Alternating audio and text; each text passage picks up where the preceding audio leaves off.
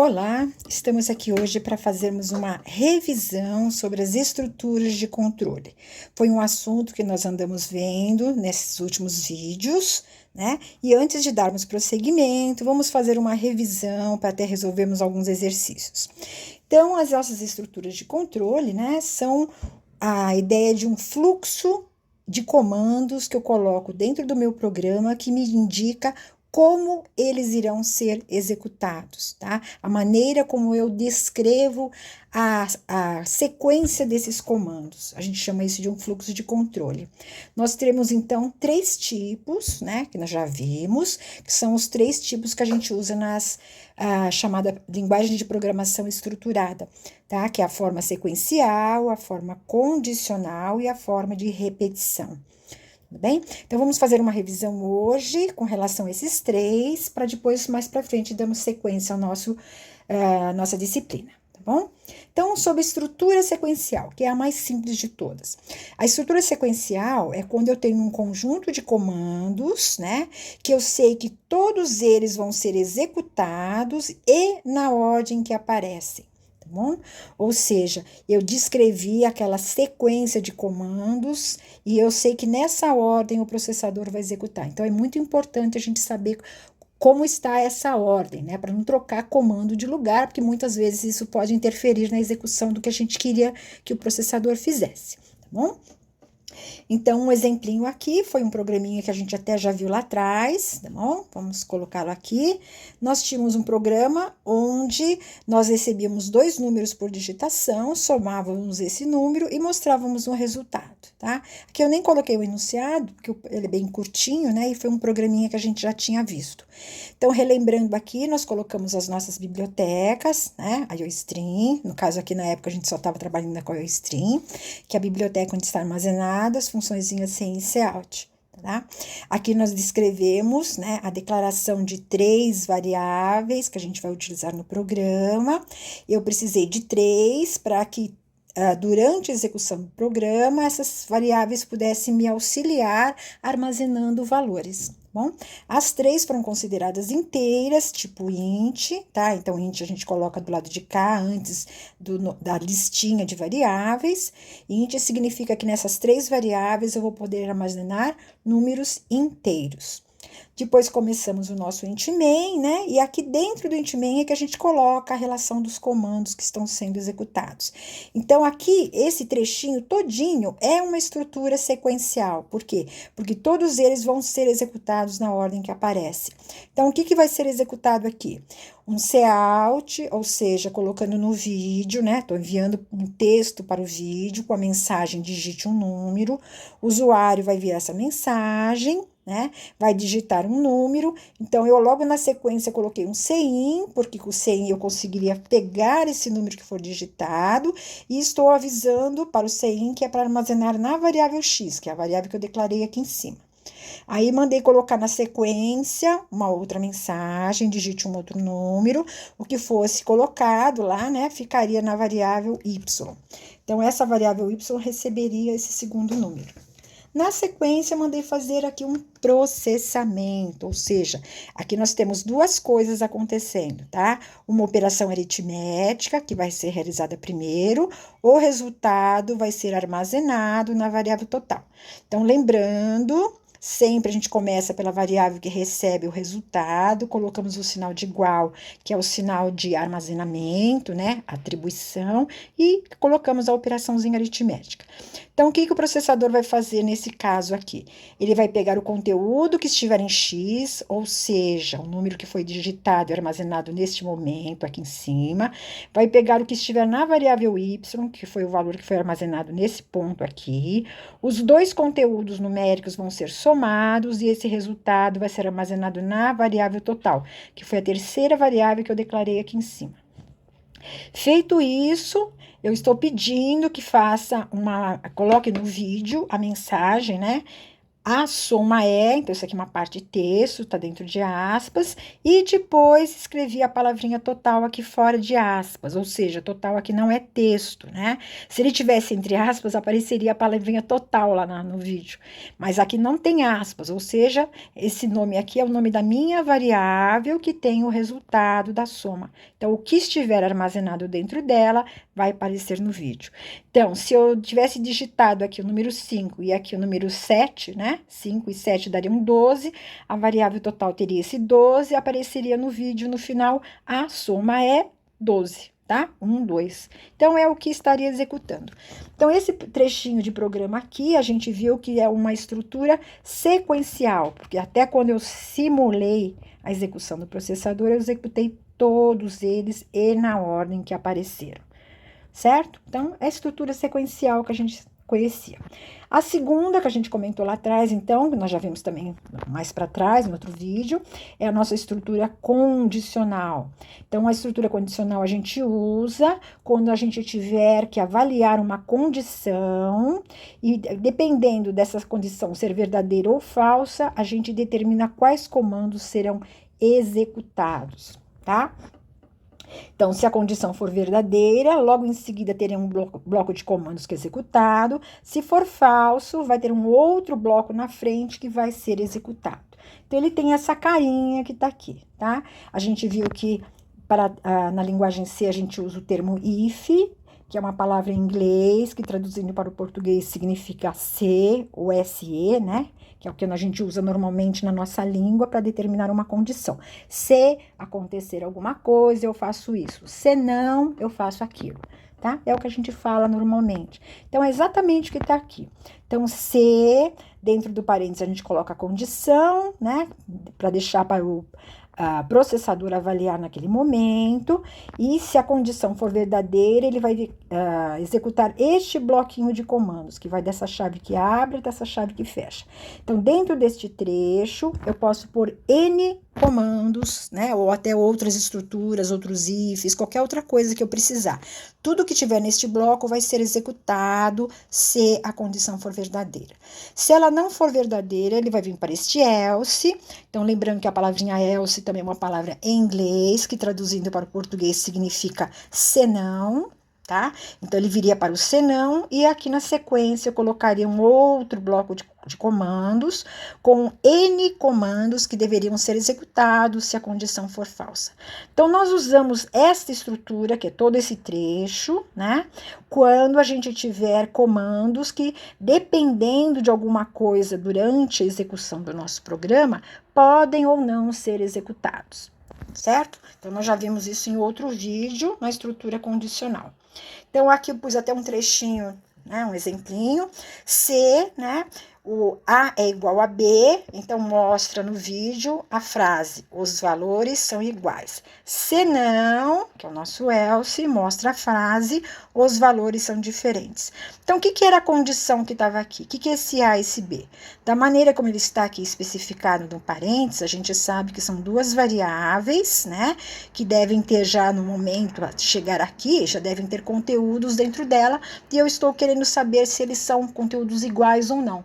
Então, por exemplo, eu posso ter digitado, né, um conteúdo dentro de, guardei em A, mandei digitar um outro valor, guardei em B, cheguei nesse ponto e mandei avaliar. Só quero saber se o usuário digitou alguma coisa igual ou não, tá bom? Então, quando a gente tiver que testar o conteúdo de uma variável, né, a gente pode estar testando alguma coisa assim. No caso aqui, eu estou variável com variável, mas poderia ser uma variável com um número constante, né? Quero saber se na variável foi armazenado o número 0. Então, eu pergunto, if A igual a 0, né? Então, é uma maneira de eu verificar. Se for aquilo que tiver, eu mando fazer alguma coisa, se não, mando fazer outra. Lembrando também que na estrutura condicional, a parte else pode ser opcional. Então, eu posso ter casos de fazer um if, onde eu só determino o que fazer se for verdadeira. Se for falso, não discriminei nada de diferente, o programa continua normalmente para frente. Bom, então, esse é um exemplinho bem simples que a gente poderia ter dentro de um programa, né? E eu poderia representar isso num fluxograma, né? Que ficaria mais simples da gente entender. Então, lembrando que um fluxograma é uma maneira onde eu descrevo uma lógica de um programa sem me preocupar com uma linguagem de programação. Eu simplesmente estou pensando numa ideia de como aquele problema pode ser resolvido. E eu descrevo isso dentro de quadradinhos e vou colocando as setas dizendo a sequência que deve acontecer alguma coisa. Então, quando nós temos uma estrutura condicional, a gente coloca dessa maneira aqui. Ou seja, este losango que está aqui é uma representação de uma condição. Não preciso nem escrever a palavrinha if, se lá dentro, tá? Eu simplesmente coloco lá dentro o que eu quero que seja comparado. Então, no caso aqui, eu estaria comparando o conteúdo de A com B. Lembrando também esses dois sinaizinhos de igual. Quando eu quero perguntar se alguém é igual a alguém, a gente usa dois sinais de iguais juntos, tá bom? Um sinal de igual sozinho significa armazenamento, atribuição. Então, não podemos confundir, tá bom? Então, nesse exemplinho aqui, ó, a gente, quando tem um losango, a gente tem duas possíveis saídas. A saída do lado sim e do lado não, ou seja, do lado verdadeiro ou do lado falso. E eu discrimino, né, em cada lado o que deve ser executado. Então, quando a gente vê, a gente enxerga no fluxograma isso daqui, a gente percebe claramente que eu estou chegando lá de cima, parei na condição, avaliei, ou eu sigo o caminho daqui, ou eu sigo o caminho daqui. Portanto, nunca os dois vão ser executados. Porque se fossem, seria uma estrutura sequencial, não uma condicional. Bom, então, no mesmo programa, a gente pode ter trechinhos de comandos sequenciais e trechinhos condicionais, quando a gente tiver coisas assim alternativas para serem executadas. A estrutura de repetição, que é a nossa terceira que a gente viu, né? Nós vimos que a estrutura de repetição, ela permite que um bloco de comandos, né, com comandos ou estruturas lá dentro desse bloquinho, sejam executados repetidamente enquanto uma condição que a gente colocar na estrutura for verdadeira, tá? Então, seria alguma coisa nesse sentido aqui. Eu tô vindo de cima também, cheguei aqui também, tem uma condição parecida com a nossa estrutura de condicional que a gente acabou de ver, onde aqui dentro também tem uma pergunta, né, algo para ser comparado, e também saio pelo lado sim ou pelo lado não. O que, olhando nessa figura aqui, a gente vê que é diferente da condicional, é que na condicional este lado faz alguma coisa e se liga nesse e segue para baixo, né? Então, eu saio por aqui, venho para cá, ou eu saio por aqui, venho para cá. Na repetição, não. Eu saio pelo lado do sim, descrevendo o que deve ser executado, e quando isso terminar, isso é voltado para trás para que a condição seja testada novamente. Bom, então, a repetição é bem nesse sentido. A gente tem aqui a ideia de um loop.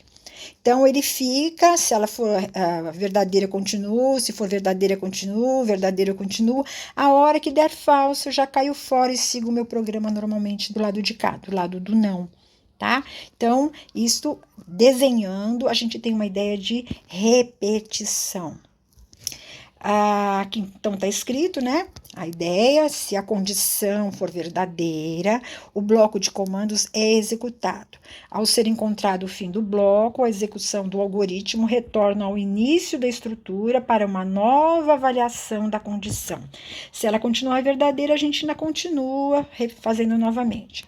Quando a condição for falsa, o bloco não é executado mais, né? E a execução do programa continua a partir do próximo comando que teria do lado de cá.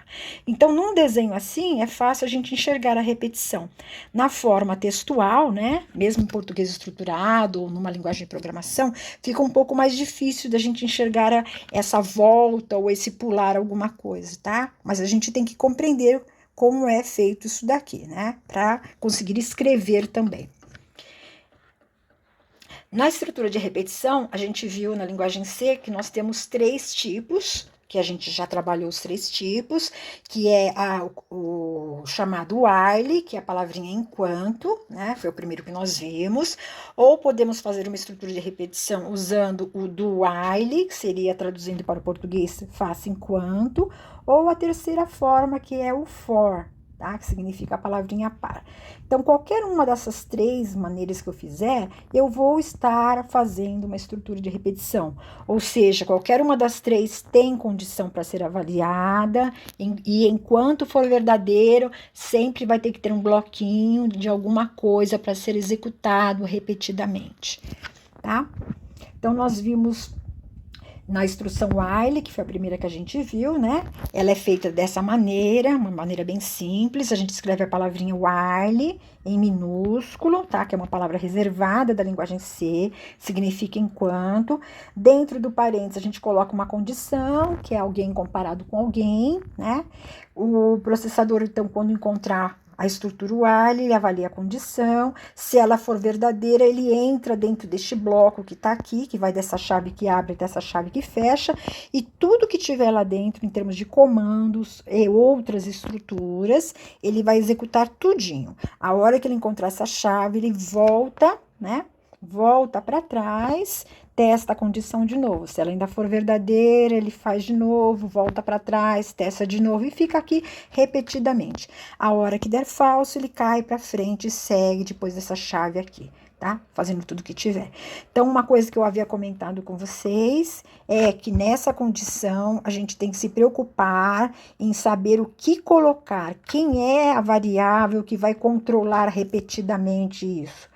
Então, nós vimos em alguns programinhas que se a gente tiver alguma coisa que precisa ser executada 20 vezes, então a gente pode criar uma variável contadora, né, que controle essa passagem 20 vezes. Ou seja, ela começa, por exemplo, de 0 e toda vez que passar aqui dentro, teria algum comandinho aqui dentro desse bloco que soma 1 nessa variável, para dizer, passei mais uma vez aqui dentro. E a hora que ela atingir o valor máximo aqui em cima na condição, ele cai fora e continua. Então, é uma das maneiras que a gente tem quando a gente trabalha com controle de repetições, que a gente sabe quantas vezes quer fazer, tá? Então, esse é um tipo de estrutura bem simples que a gente trabalhar. Então, aqui embaixo está falando, né, que a condição logo de cara é testada, ela já sendo falsa, já nunca vai ser executado isso aqui, já cai fora e vem para frente, tá bom? Então, mas se ela for verdadeira, né, aí sim vamos executar o bloco, ao fim do bloco a gente volta para um novo teste de condição, e quando a gente atingir uma condição falsa, a gente para de fazer. Tá bom? Então, a estrutura de repetição a gente usa quando a gente estiver analisando o nosso problema, verificando o que eu posso colocar de comandos para resolver esse probleminha, e a gente verificar que repetidamente algum conjunto de comandos vão acontecer. Então, colocaremos isso dentro de um bloquinho, numa estrutura de repetição e deixamos aquilo acontecer várias vezes. Isso evita com que a gente tenha que ficar copiando e colando, copiando e colando, copiando e colando o negócio várias vezes, tá? Para o processador é como se tivesse isso várias vezes escrito, tá? Porque ele volta a executar novamente. O segundo tipo que nós vimos era o chamado do while, né? Que a gente viu que era um while de cabeça para baixo. Então, esse do while ficava como? Logo de cara a gente tinha o bloco, depois que o bloco terminava é que vinha a palavrinha while com a condição para ser analisada. E neste caso aqui teríamos um ponto e vírgula no final, tá? Aqui, ó, começamos a estrutura com a palavrinha do, que é para saber que esse bloco é um bloco de repetição, porque na hora que volta para trás, ele tem que saber onde ele voltar. Ele volta aqui na palavrinha do para começar aqui de novo, tá? Então, a estrutura do while, quando a gente encontra com ela, né? Ela faz a execução primeiro de um bloco, tá? Então, a primeira vez ele logo executa esse bloco. Quando ele executa a primeira vez, aí é que ele vai testar a condição. Se ela for verdadeira, volta para trás, executa de novo, testa a condição, volta para trás e assim por diante. A hora que der falso, ele segue o programa para baixo, né? E cai fora da estrutura. Ele sai desse pedaço todo que ele estava. Bom, então, eu comentei também que quando a gente quer usar a do while, a gente tem que ter certeza que, pelo menos da primeira vez, este bloco poderia ser executado. Se a gente não tivesse certeza, né, que pode ser que de cara a condição possa ser falsa, então nunca eu executaria esse bloco, Então, a gente não deve usar a estrutura do while. Usaria, por exemplo, a while que a gente acabou de ver, porque nela, a primeira coisa que se faz é o teste da condição, tá? Aí, se ela já fosse falsa, já iria para frente.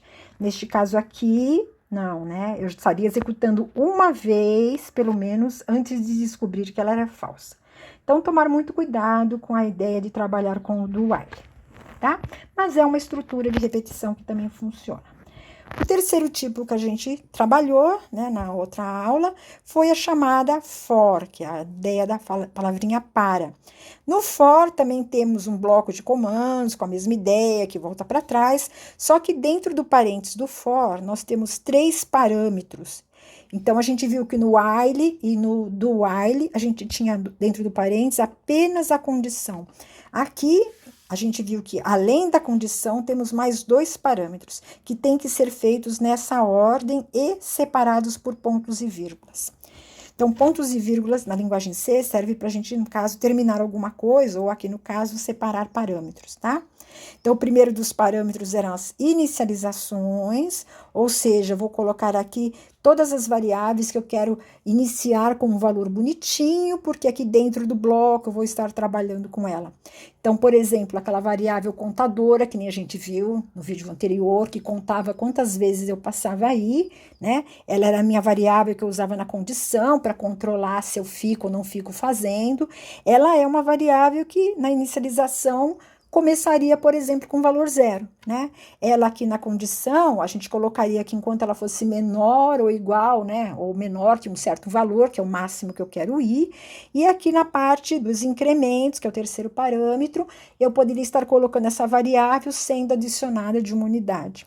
Então, eu comentei até que no for, é interessante quando a gente trabalha com repetições que a gente sabe quantas vezes vai acontecer, porque a gente tem que lembrar de colocar a variável com o seu valor inicial, colocar a condição dela chegar no máximo e nunca esquecer aqui no incremento dela ser adicionada de uma unidade.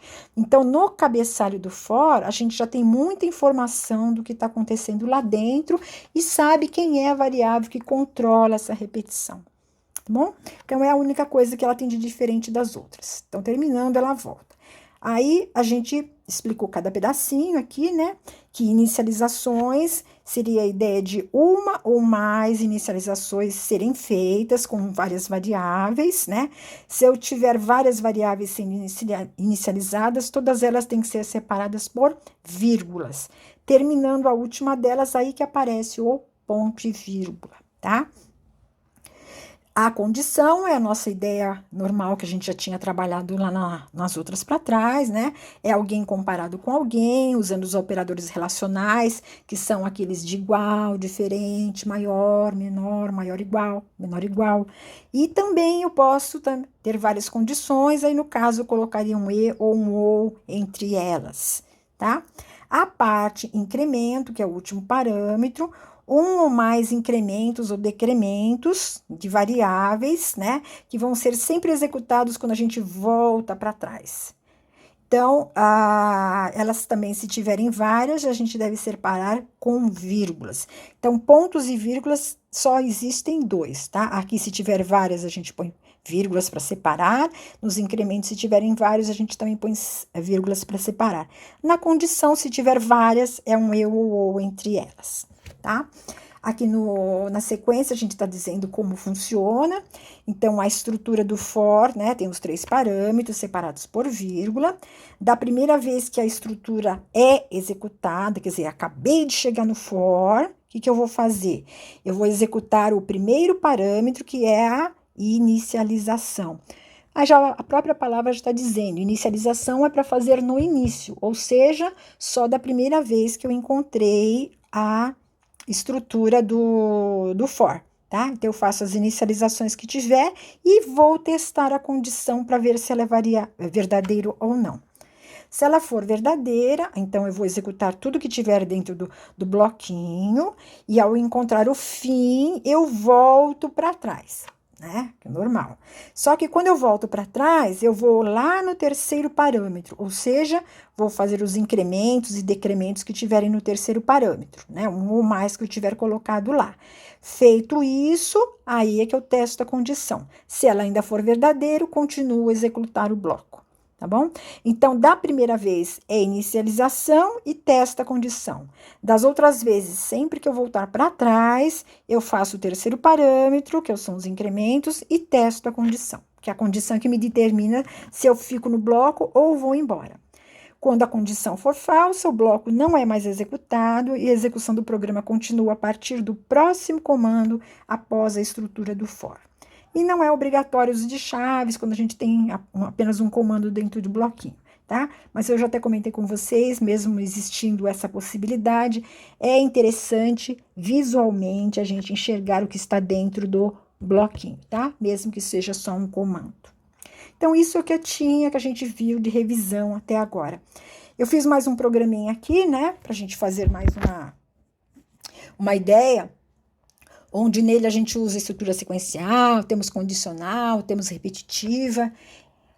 Esse programinha é o seguinte, a gente tem uma turma, né, de alunos, com 20 alunos. Para cada um desses alunos, né, para cada um, vai ser digitados 3 informações. Ou seja, vai ser digitado qual é o sexo desse aluno, ou seja, vai ser digitado uma letra M, né, masculino, ou F de feminino. Vai ser digitado qual é a idade desse aluno e qual é a série que ele está. Então, aqui é o ensino fundamental, vai ser digitado um número de 1 a 9, né, porque agora a gente tem 9 séries, né?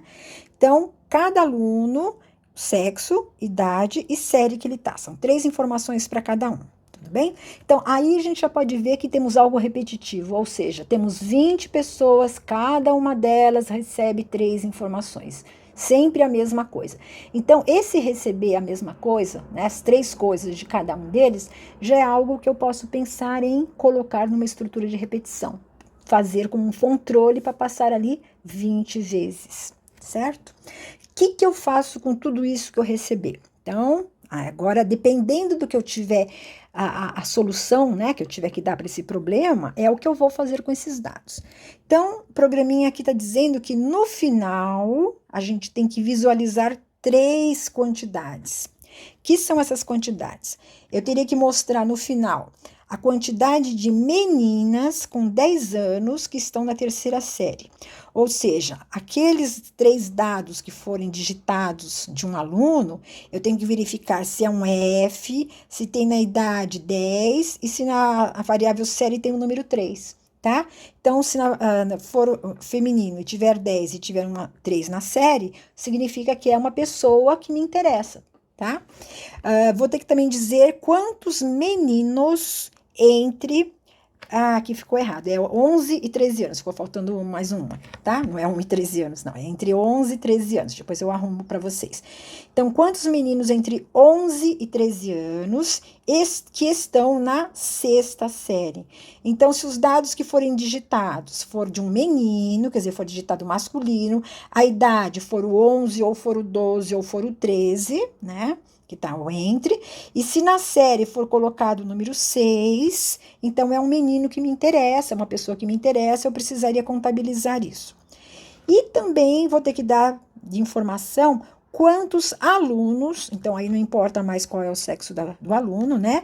Quantos alunos que estão entre 9 e 12 anos, então ele pode ter 9, 10, 11 ou 12, e que cursam a 4ª ou 5ª série, quer dizer, na hora de digitar qual é a série do aluno, digitou 4 ou digitou 5.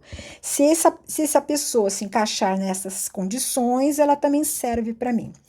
Então, o que a gente pode ver aqui analisando? Nós já vimos, então, que vão ser digitados 20 vezes 3 informações. Então, já pensamos em colocar isso dentro de uma repetição, onde naquele bloquinho a gente estaria descrevendo o que seria feito para um aluno, porque para todos os outros é sempre a mesma coisa.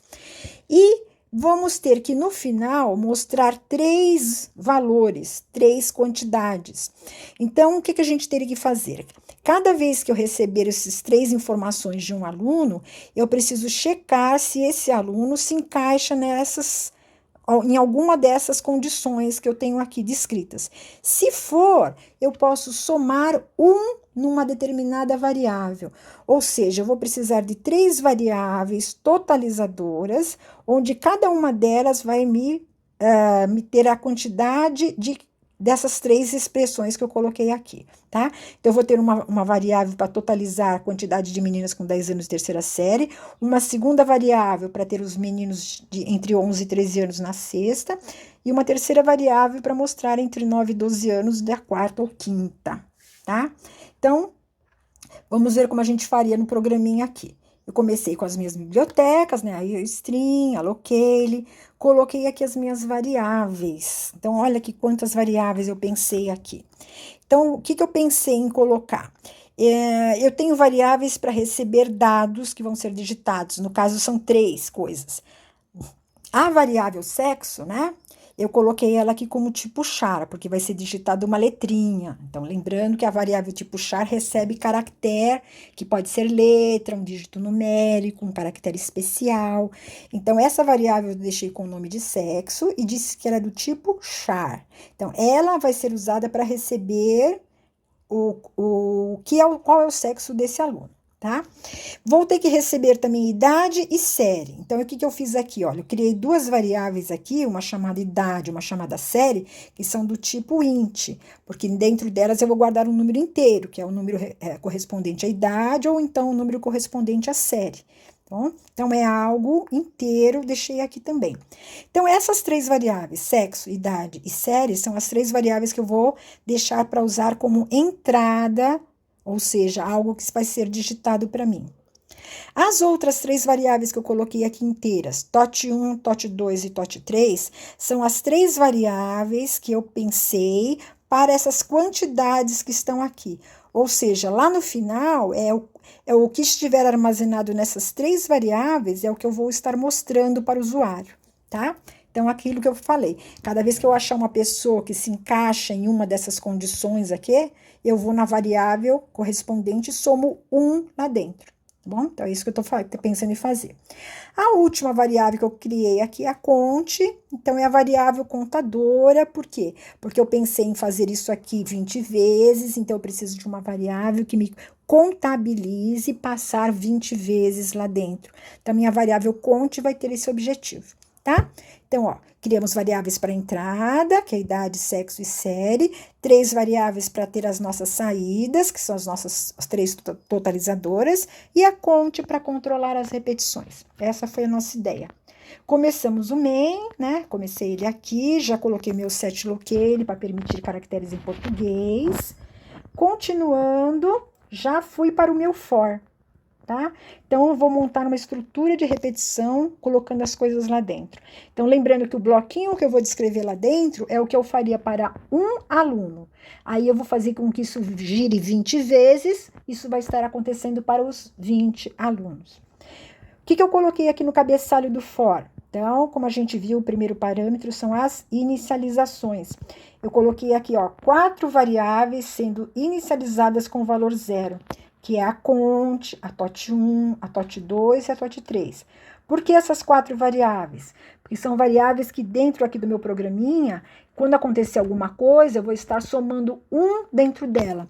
Então, da primeira vez que eu somar 1 na variável, ela tem que ter um valor inicial bonitinho, né? Então, por exemplo, 0, porque aí 0 mais 1 já começa com o próprio 1. Depois soma mais 1 vira 2, soma mais 1 vira 3 e assim por diante. Então, eu inicializei todas elas antes de começar alguma coisa. Então, ó, todas ficaram separadas por vírgulas, acabou, coloquei o ponto e vírgula. Segundo parâmetro, condição. Então, lembrando que condição é a variável que vai me controlar quantas vezes eu vou passar aqui. A gente viu que, para fazer isso, era a variável conte, que seria essa controladora. Então, ó, nós começamos ela com 0. Eu coloquei aqui na condição que enquanto ela tiver um valor menor que 20, tá? É para ficar fazendo bloquinho. E coloquei aqui no terceiro parâmetro o conte mais mais.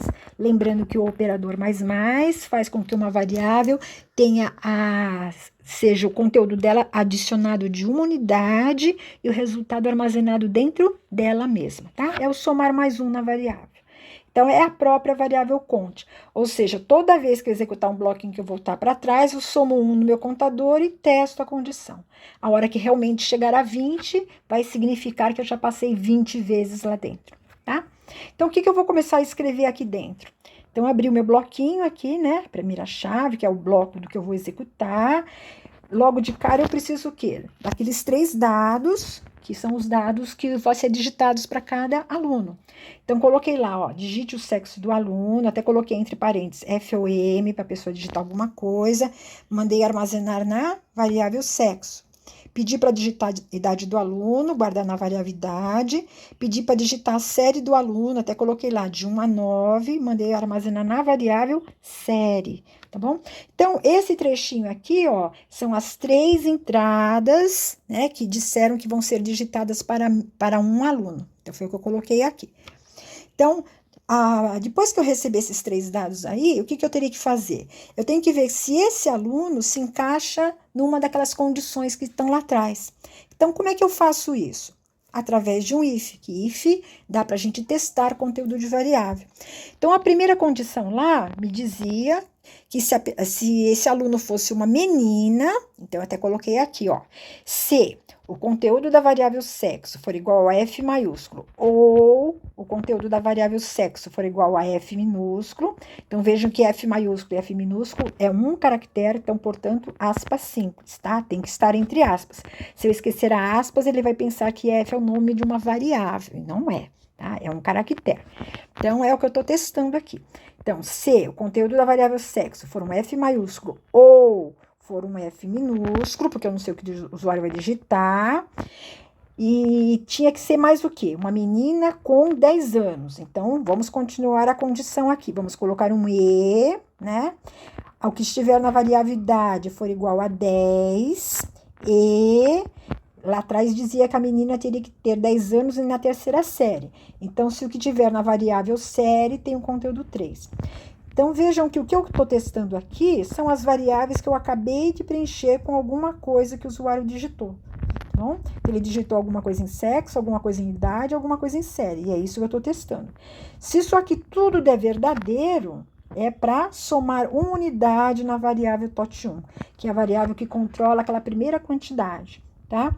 Então, revisando aqui, ó, tô testando para ver se era uma menina. Então, se o que tiver na variável sexo é igual a F maiúsculo ou na variável sexo é um F minúsculo e a variável idade tiver um conteúdo igual a 10 e a variável série tiver um conteúdo igual a 3, então este é um aluno que se encaixa nas primeiras condições. Portanto, somamos 1 na variável TOT1. Tudo bem? Mas uma coisa importante aqui, ó, nesse teste aqui de sexo aqui, eu coloquei um outro parênteses, tá? Por que eu fiz isso? Porque aqui tem ou e aqui tem e. E nós vimos lá na nossa tabela verdade, lá para trás, que quando a gente tem várias condições e tem ous e tem es, primeiro o processador avalia os es, depois ele avalia os ous. E aqui no caso, eu quero que ele avalie esse ou primeiro, tá? Eu quero que desse trechinho aqui da variável sexo já saia alguma coisa verdadeiro ou falso, tá? Ou seja, se for um F maiúsculo ou F minúsculo. E aqui tem que ser ou, não pode ser E, né? Ele não pode ao mesmo tempo ter os dois conteúdos. Então, ele tem um ou tem o outro, tá bom?